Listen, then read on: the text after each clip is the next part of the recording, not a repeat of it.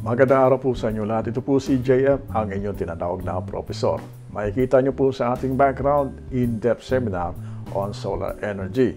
Ito po ay isang advanced PV system installation seminar kung saan kung ikaw ay isang residential installer na gusto mag-upgrade o matuto tungkol sa installation para sa industrial at sa commercial, ito po ay para sa iyo. Kasama po natin dito si Sir Jofet Villaflor ng Helios Optimum. Ganon din naman si Engineer Rodrigo Almaden. Pag-uusapan natin dito ang solar PV installation as per Fire Code sa Pilipinas. No? At maging informasyon at saka processing, paano yung proseso ng net metering. Yan ay marami nagtatanong sa atin dyan. Yan po ay dadalhin sa inyo ni Engineer Rodrigo Almaden. Siyempre, yung basic recap, baka may na-miss kayo sa fundamentals of PV system, magkakaroon tayo ng saglit na recap tungkol doon. Pero pagdating naman sa latest trends, tulad ng ano yung makabago ngayon o pinakabago, pinaka-latest ngayon sa PV module o di kaya solar panel, may N-type, ano pa ang mas bago sa N-type. Ganun din naman sa mga inverters. May mga inverters kasi ngayon na AI ang functionality, smart inverters. Ganun din naman sa mga energy storage system. Meron na ring AI ngayon. At pag-uusapan din natin ang microgrid kasi yan ay trending ngayon sa buong mundo.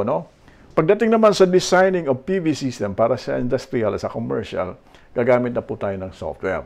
Dahil ang tumbok po natin dito ay para magkaroon tayo ng forecast simulation na magamit natin sa pag-assess ng 20 to 25 years production ng ating PV system.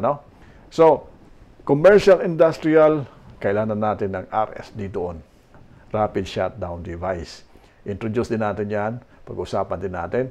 Sa mga PV solutions like AC coupled o DC coupled ba ang ating kailangan doon na battery system o energy storage system ay i-discuss po natin. Pagdating naman sa inyong mga business company profile, i-level up natin yan. At magkakaroon tayo ng workshop tungkol dyan. Ganun na rin sa paano mag-present ng quotation gamit ang PV Sol Premium. Okay? So, mag-level up tayo ng konti. Tuturo natin sa inyo yan. At may mga instances na may isang company, meron silang existing PV installation na nagka-problema. At i-hire kayo bilang mag-troubleshoot ng solar PV system o power system. At magkakaroon tayo ng workshop tungkol doon. September 23 and 24, sa Maynila po yan. At ang detailed informasyon na sa video description.